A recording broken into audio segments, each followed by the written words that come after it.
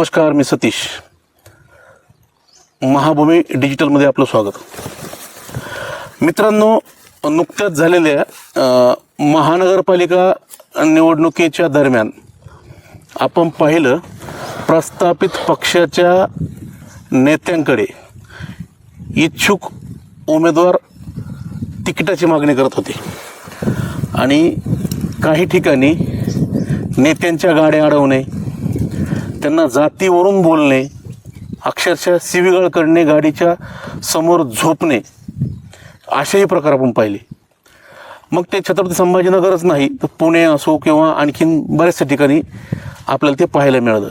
एकंदरीत प्रस्थापित आणि प्रमुख पक्षाच्या उमेदवारीवरती निवडणूक लढवायची आणि जिंकायची. मग त्यासाठी साम दाम दंड भेद आणि वाटेल तेवढा पैसा खर्च करायचा, असा प्रकार त्या दरम्यान आपण पाहिला. नुकतीच जिल्हा परिषदेची निवडणूक झाली आहे. राज्यातल्या 12 महानगरपालिका जिल्हा परिषदा काल निकाल त्यांचा समोर आला आणि छत्रपती संभाजीनगरच्या जिल्हा परिषदेचाही त्यामध्ये समावेश होता. मित्रांनो, जिल्हा परिषदेच्या निवडणुकीमध्येही स्थिती काही वेगळी नव्हती. साम दाम दंड आणि भेद आणि प्रमुख पक्षाची मस्ती किंवा प्रमुख पक्षाची प्रत्येक ठिकाणची जी होती ती मक्तेदारी, सगळ्याच गोष्टी या इलेक्शनमध्ये, या निवडणुकीमध्ये वापरलेल्या आपल्याला दिसल्या. छत्रपती संभाजीनगर जिल्ह्यातला गोलडगाव सर्कल एक असा आहे, त्या ठिकाणी सगळं विरोधात, ना पक्ष, ना स्टार प्रचारक, ना पैसा, ना दिमतीला मोठा ताफा. सगळी प्रतिकूल परिस्थिती असताना तिच्यावरती मात करून एक तरुण शेतकरी आंदोलनातून समोर येतो, सतत लोकांच्या संपर्कात राहतो आणि ओबीसी महिला या प्रवर्गासाठी ही इथली जागा जी आरक्षित झालेली असते त्या जागेवरती आपल्या पत्नीला पुढे करतो आणि आपल्या सहकाऱ्यांच्या मदतीने ही इथली जागा जिंकतो सुद्धा. अगदी मातब्बरांना मात देतो. मग त्याच्यामध्ये भारतीय जनता पक्षाचा उमेदवार असो, शिवसेनेचा उमेदवार असो किंवा दोन्ही राष्ट्रवादीचे उमेदवार असोत, मोठ्या मताधिक्याने बाजी मारतो. असाच अवलिया आंदोलक कार्यकर्ता आपल्यासोबत आहे, ज्यांचं नाव आहे सुधाकर शिंदे. भाऊ नमस्कार. नमस्कार. प्रथमतः तुमचं अभिनंदन. धन्यवाद. 63 जागेवरती जी अटीतटीची निवडणूक झाली, हो, या अटीतटीच्या निवडणुकीमध्ये तुम्ही एकमेव उमेदवार आहात. तुमच्या मिसेस आणि तुम्ही, एक प्रकारे तुम्ही आतापर्यंत आंदोलन केली सगळी, की जे कुठलाही मोठा पक्ष सोबत नाहीये, कुठलेही तुमचा म्हणजे लवाजमा पाहायला मिळाला नाही आणि तुम्ही जिंकलात. प्रस्थापित पक्षाच्या उमेदवारांना, ज्यांच्याकडे भरपूर आहे, संपत्ती आहे, साम दाम दंड, प्रतिष्ठित नेते होते, स्टार प्रचारक होते, त्यांच्या सभा झाल्या, सगळं झालं आणि तुम्ही जिंकलात. बरोबर. नेमकं काय, तुम्ही कुठल्या प्रचाराची नीती अवलंबली आहे, काय केलंय? तुम्ही पण तेवढाच पैसा खर्च केलाय का नुसते वल्गा नाही तुम्ही पैसा खर्च नाही केला? तुमची टेंडन्सी नेमकी काय होती? खऱ्या अर्थानं ही चळवळ 2009 पासून चालू आहे आणि चळवळीतून मला लोक अनेक म्हणायचे, इलेक्शन पैशाशिवाय निवडून येता येत नाही. मी सांगितलं की मी तर कामाच्या भरोशावर उभा राहील आणि जनता काय करेल त्याचं मला माहीत नाही. खऱ्याच अर्थानं आत्तापर्यंत ज्या ज्या लोकांनी मला सांगितलं ना की पैशाशिवाय काहीच नाही, शेवटचं जे गणित आहे ते पैशावरच आहे. माझ्या या गोलडगाव सर्कलमधल्या माझ्या मतदार बांधवांचं मला हात जोडून सर्वांचे आभार व्यक्त करायचे आहे की जिथं करोडो रुपये पाण्यावाने या सर्कलमध्ये उधळले गेले, त्याच कामगाराने, त्याच शेतकऱ्याने मला वर्गणी जमा करून द्यावं. 5 लाख रुपये वर्गणी जमा केली आणि हार्डली 6, 6.5, 7 लाखापर्यंत माझं पूर्ण इलेक्शन झालं. अच्छा. मला खर्च काय होता? धाबा नव्हता, दारू नव्हती, पैसा मागणं नव्हतं. मी फक्त सांगितलं मी कामाचं आहे ना, मला मतदान करा. हे कामाचं नसेल पाडून टाका. मी तुमच्या जर कामाचं नसेल तर मला बिलकुल पाडून टाका. आणि जनतेने जनतेचं मी प्रामाणिकपणे काम केलं, जनतेने जनतेचं प्रामाणिक काम दाखवून दिलं. हे गोलडगाव सर्कलमध्ये अक्षरशः पाण्याने पैसा गेला, पैसाही खर्च झाला. एकीकडं धनशक्ती आणि दुसरीकडे जनशक्ती. ही जनशक्तीची ताकद आज या गोलडगाव सर्कलने दाखवून दिली. तुमच्या पक्षाचं पण नाव आहे प्रभाव जनशक्ती पक्ष. तुम्ही बच्चू कडूचे पक्षाचे या चिन्हावरती तुम्ही लढलात. यस.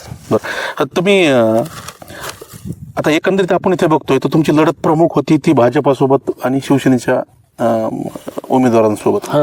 आणि म्हणजे गोलडगाव खूप मोठं प्रस्थापित लोकांचं गाव आणि छत्रपती संभाजीनगर तालुक्यातलं प्रमुख गोलडगाव म्हणजे मोठं. सुधाकरजी, आता तुम्ही जिल्ह्यात बघाल ना तर जे लोक विधानसभा निवडणूक लढवणार होते ते पडलेत. ते पडलेत आणि तुमच्यासारखं एक सामान्य कार्यकर्ता निवडून आला. तुम्ही म्हणता की मी पैसा खर्च नाही केला. इतर मतदारसंघात जे दिसलं ते तुमच्या मतदारसंघात लोकांनी पाहिलं नाही. तुम्ही सरळ लोकांना असंही बोललात की बरीचशी म्हणजे आम्ही ऐकलं ते किंवा तुम्ही 1000-2000 रुपये घेऊन त्या माणसाला जाब विचारू शकणार नाही आणि ते त्याचं काय करणार. 1000-2000 रुपये किती दिवस पुरणार. सरळ कॅल्क्युलेशन बघितलं मतदार राजाला मला पूर्ण आवाहन करायचं आहे. हे उमेदवार तुम्हाला किती देऊ शकतो. 1000, 2000, 5000 याच्यावरती बरोबर देऊ शकत नाही ना. आणि जर 5000 आपलं डॉक्टर बाबासाहेब आंबेडकरांनी जो आपल्याला अधिकार दिला तो जर अधिकार तुम्ही एखादं गदड घ्यायचा ते 5000 येत नाही. तुम्ही एवढा मोठा अधिकार विकता हे कुठंतरी योग्य नाही आहे. पण माझ्या या गोलडगाव सर्कलमधल्या मतदारसंघाने दाखवून दिलं की पैशावरती इलेक्शन होत नाही. ते फक्त काम आणि कामावरच जे आपण आत्तापर्यंत काम करत आलो त्या कामाची पावती म्हणून आज या गोलडगाव सर्कलमधील माझ्या तमाम मतदार बांधवांनी आज 2500 ते 3000 मताधिक्याने निवडून दिलं. हा जनतेचा विजय आहे. हा सरळ या जनतेने घेतलेला हातामध्ये इलेक्शन होतं आणि हा जनतेचा आज निकाल दाखवलेला आहे. या आत्ताच्या टप्प्यामध्ये राज्यातल्या एकूण 12 जिल्हा परिषदेचा निवडणुका झाल्या. त्याच्यात प्रहार संघटनेचे फक्त तुम्ही एकमेव आहात. काय तुमच्या नेत्याशी बोलणं झालं, बच्चू भाऊशी बोलणं झालं, कडूंशी संबंधित सर्व पदाधिकाऱ्यांशी बोलणं झालं. बोलणं फोनवरती मेसेजवरती झालं. फक्त आपलं गोलडगाव सर्कलमध्ये 2 आपण पंचायत समिती उमेदवार टाकले होते आणि एक मी स्वतः जिल्हा परिषद सदस्य पदासाठी उभा होतो. तर दुसरं जे सीट आहे गाडेदरगाव पंचायत समितीचं एक अल्पशा मताने ते पडलं. अक्षरशः दुसरं सीट तर 1000 लीडने या माझ्या पंचायत समिती निवडून दिलं. खऱ्या अर्थानं जनतेने या राजकारण्याला कळलंच नाही. हे 2 जण एकमेकाच्या विरोधात पैसे वाटत भेटले की याने एकाने 500 वाटले ना तर भाजपवाल्याने 150 वाटले, 1000 वाटले. शिवसेनेने 1000 चालू केले तर यांनी 1500 चालू केले. हा आकडा 2500 पर्यंत गेला होता. भाजपने शेवटी 2500 मतदाराला पैसे वाटले. पण मतदार राजाने दाखवून दिलं की इस बार काम चुन के आना चाहिए. आणि खरंच कामाला महत्व दिलं लोकांनी. पैसा कोणाचा घेतला काय घेतला मला माहित नाही, पण जनतेने यावेळेस धनशक्ती विरुद्ध जनशक्ती काय चीज असते ही दाखवून दिली. तुम्ही हे आंदोलन करणारी संघटना म्हणजे बच्चू भाऊंची ही कधी जॉईन केली तुम्ही? मी तुम्हाला ओळखतो, तुम्ही मनसेचे होतात. हा, मी 2000 जवळपास 14ला मी प्रहार बच्चू भाऊ सोबत जोडलो. अच्छा. आणि अगोदरच्या पक्षामध्ये होतो ना तर त्यावेळेस मी पंचायत समिती लढलो होतो. 8ला पक्ष स्थापन झाला, 9ला मी मी उमेदवार अपक्षच होतो. त्यावेळेस पुरस्कृत होतो. त्यावेळेस मला बाजूचं गाव कोणतं हे माहित नव्हतं. डायरेक्ट फॉर्म भरला, निवडणुकीला उभं राहिलो आणि मतदान मागायला गेलो. ज्यावेळेस मतदान मागायला गेलो ना तर त्यावेळेस गाव शोधत गेलो मी की कवडगाव कुठे आहे वा, गाडी हे कोळगर कुठे आहे. आणि त्यावेळेस काय 75 मताने पडलो. अच्छा. फक्त पाया पडून. माझ्यामध्ये ती जिद्द होती, माझी ती जिद्द कायम आहे. 2009च्या ज्या माझ्या 75 मताने ज्या मतदार बांधवांनी मला पाडलं ना, तर मी खरंच सॅल्यूट करतो त्या मतदाराला. लोकांना वाटत होतं की सुधाकर शिंदे कामाचं आहे, पण मतदान वाया जातं ना, मतदान वाया जाऊ नये म्हणून आपल्याला मतदान कमी झालं. पण आज जिल्हा परिषद गटामध्ये दारुण पराभव झाला भाजपचा. हा पराभव सुधाकर शिंदेने नाही केला, हा जनतेने केला. बरोबर. एकंदरीत म्हणजे हे दोन्ही उमेदवार प्रचंड श्रीमंत, खूप श्रीमंत.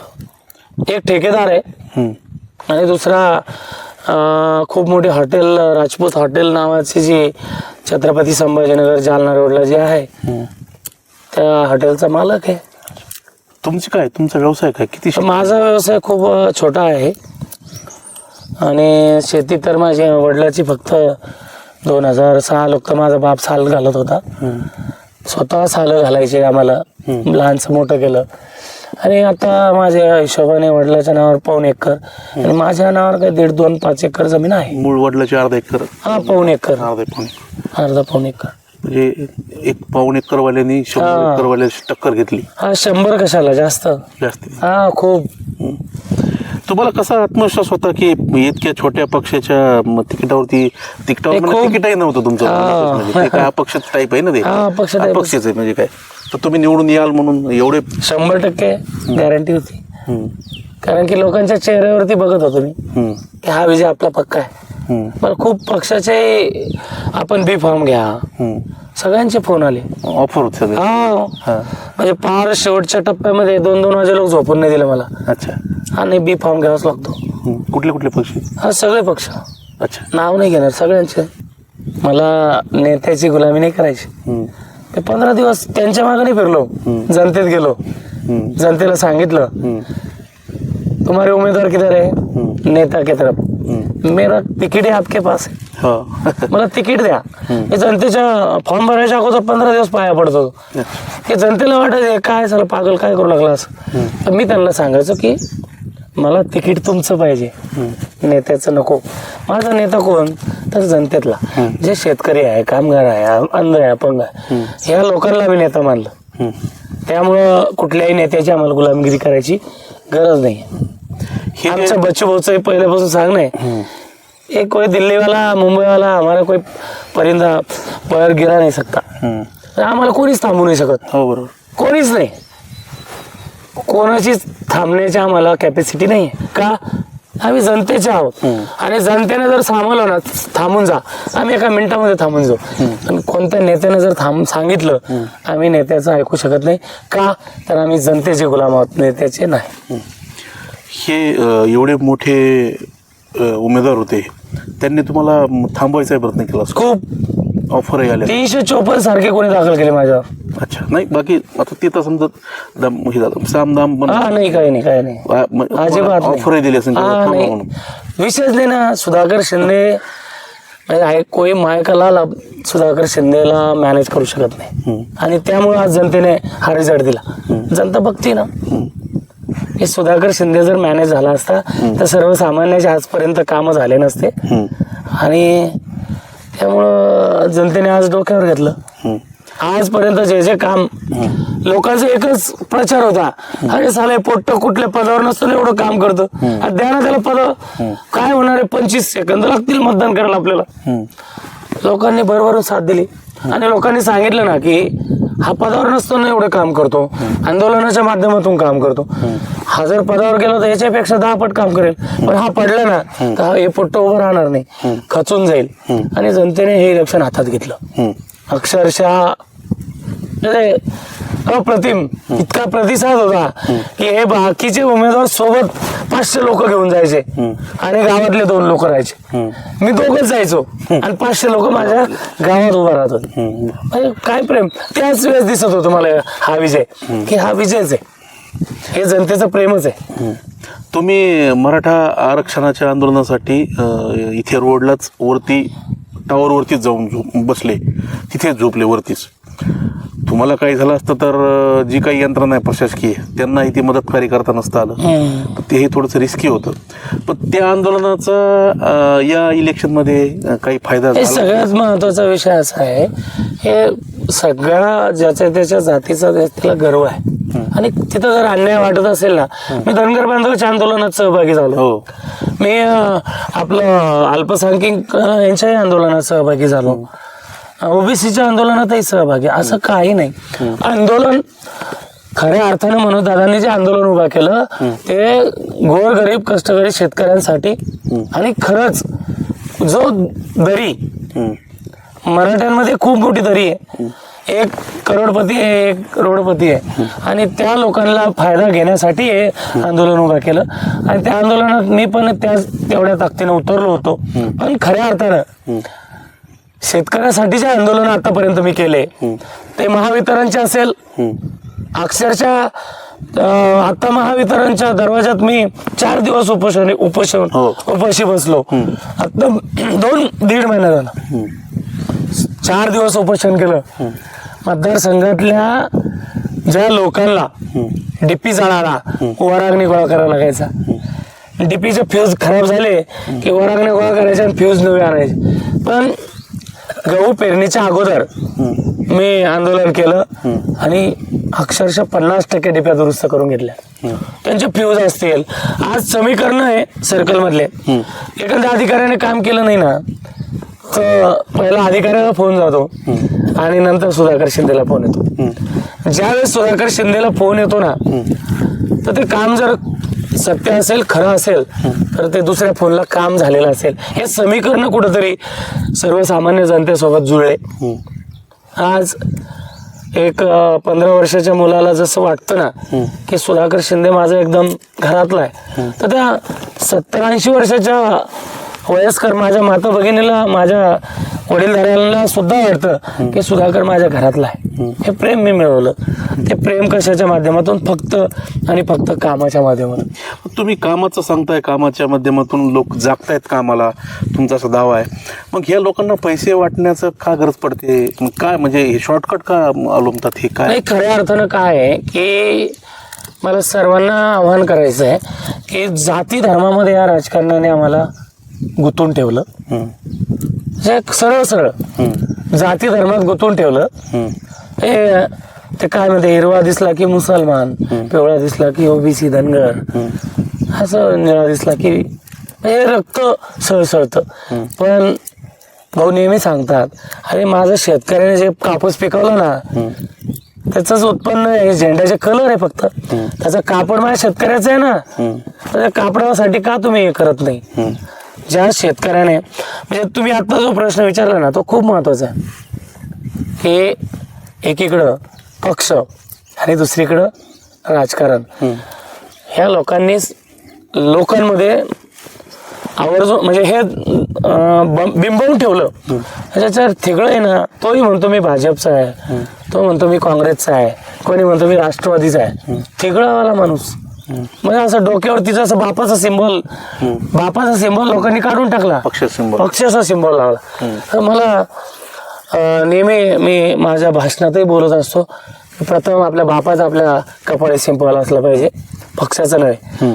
ज्या दिवशी तुम्ही गुलामी पक्षाची सोडसाल ना त्या दिवशी शेतकऱ्याचे दिवस आल्याशिवाय राहणार नाही. जसं आज सर्कलमध्ये सगळ्या पक्षापेक्षा धुळीत मिळवले लोकांनी आणि एक शेतकऱ्याच्या पोराला निवडून दिलं. सुधाकर भाऊ, तुम्ही जे संवाद साधला त्याबद्दल मी तुमचा आभारी आहे. आणि तुमच्यासारखेच इतर उमेदवारांनाही तुमचं अनुकरण करावं आणि हा जो घोडेबाजार पैशाचा सुरू आहे तो थांबावा. लोकशाहीचा उत्सव हा खऱ्या अर्थाने लोकशाहीच्या मार्गानेच व्हावा ही अशी अपेक्षा व्यक्त करतो आणि थांबतो.